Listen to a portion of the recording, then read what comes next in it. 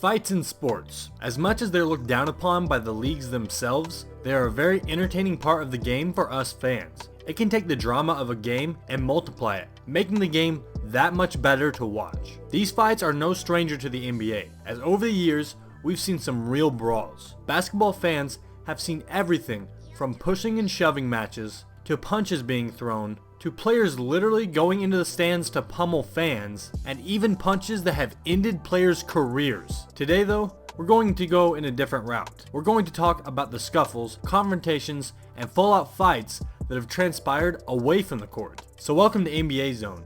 In today's video, we'll be taking a look at 8 backstage NBA fights you did not know about. At number 8, we have Chris Mills fights Bonzi Wells in an incident that showed us what the tracking of Kevin Garnett by Carmelo Anthony might have amounted to. After a game in 2002, Chris Mills sought out Bonzi Wells. What was going down was quite crazy. Everything began during a game between the Golden State Warriors and the Portland Trail Blazers, as Mills threw a punch at Wells during a brawl that began after the final buzzer. The news from the altercation normally would have been that Rasheed Wallace had to be restrained in order to prevent him from attacking a fan who threw a wad of gum at him. But the story did not end on court. Like Anthony, Mills went to the visiting locker room to find Wells, but he was prevented from entering and continuing the battle. Mills found Portland's team bus and parked his car in front of it instead of leaving it all at that. He and some friends got out of the car and challenged the Blazers as they tried to leave. Mills was suspended for 3 games. At number 7, Cousins confronts Elliot. Sometimes a man has bad luck.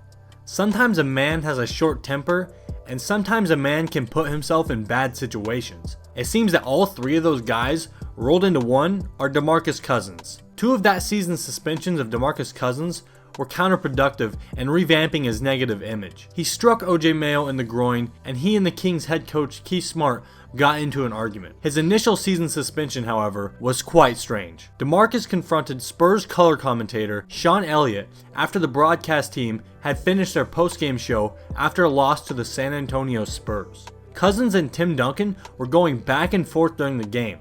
When he had the upper hand, Cousins was barking at Duncan. However, after Duncan sent a Cousins shot back, Elliott went off on the trash talk of Cousins. It was strange, but mostly because Cousins passed, he was suspended for 2 games. At number 6, we have Sprewell versus Carlesimo. We all know that Latrell Sprewell is a strange guy in general. But in 1997, when he had one of the NBA's most infamous confrontations with PJ Carlesimo, he took his strangeness to a completely different level. Sprewell, a budding star player at the time, was tired of the constant nagging of Carlesimo, and the incident allegedly broke out after Carlesimo told him to, quote, put a little mustard on a pass. Latrell decided that the only course of action would be to shake off Carlesimo's living daylights by strangling him.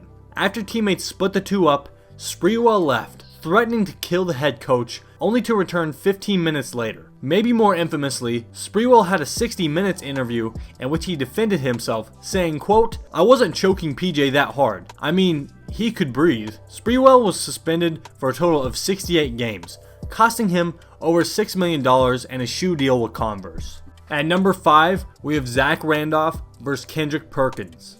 Sometimes 2 big angry dudes will end up in a scuffle, and when the tempers flare, it's impossible to avoid. That's just what happened in a game earlier that season, in November, when Zach Randolph and Kendrick Perkins were thrown out of a game. After the game, Perkins threatened to meet Randolph at the bus, and Randolph responded fairly, saying, quote, I'll beat your ass. After both were ejected, Perkins strangely sprinted off the court into the hallway, where he and Randolph eventually went on to get a little more physical. After the police broke them apart in Oklahoma City, the people in the post-game interview area heard a large slamming noise. There has never really been anything from this whole ordeal.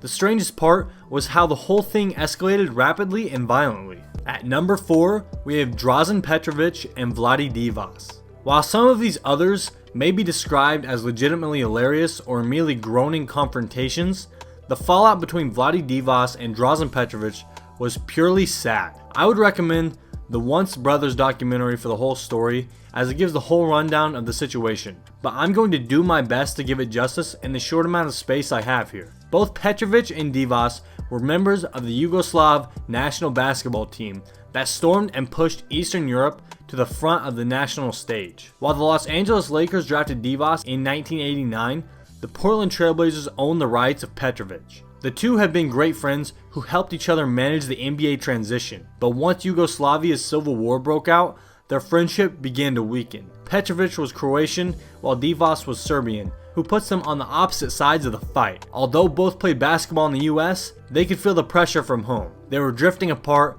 and openly cold to each other, all up to the premature death of Petrovic in 1993. At number 3, we have Kwame Brown, Ronnie Turioff, Lamar Odom, and a birthday cake? Sometimes at 2 o'clock in the morning, you're wandering around Los Angeles streets, and the guy carrying a huge sheet cake looks just like he's got to be messed with. When the name of Kwame Brown passed its height of laugh-inducing ability back in 2007, he, Ronnie Turioff, and Lamar Odom all incidentally met a man holding a 2-foot by 2-foot cake just before 2 a.m. The man asked Turioff if he and the cake would take a picture, and Turioff was happily obliged to do so. I mean, you have to do whatever you can to get a piece of that cake when there's cake involved. But Brown, probably upset that the man offered him no cake, took the man's cake, threw it at him, hopped into his limo, and left. Then the man walked up to Lamar Odom, who left the pizza place, and confronted him about the cake. He was then pushed into the street by a bodyguard of Odom. No charges have been filed, but I'm sure that this guy will never again carry a huge cake around Los Angeles after something like this has happened.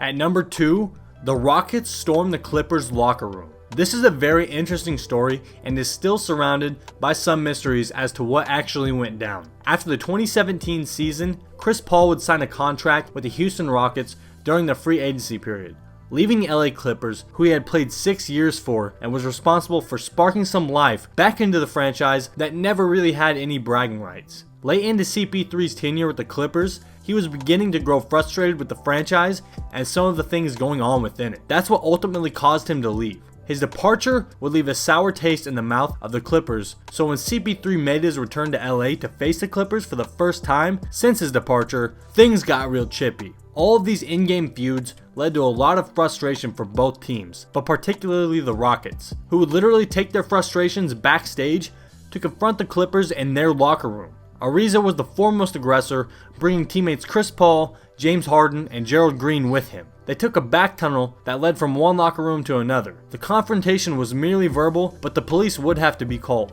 At number 1, we have Gilbert Arenas vs Javaris Crittenton. Sometimes you finish playing a game of poker and you haven't got your money, so threatening to shoot someone only makes sense, especially if you're a multimillionaire.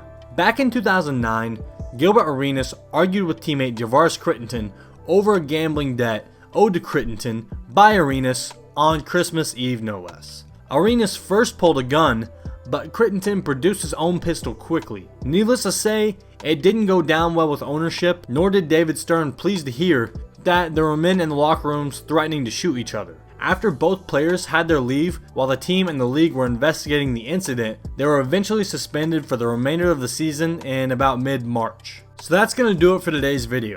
How do you guys feel about these situations? Let us know down in the comments section below. Also, if you enjoyed this video, then drop a like and consider subscribing to the channel. Anyways, I'll see you next time. Thanks for watching.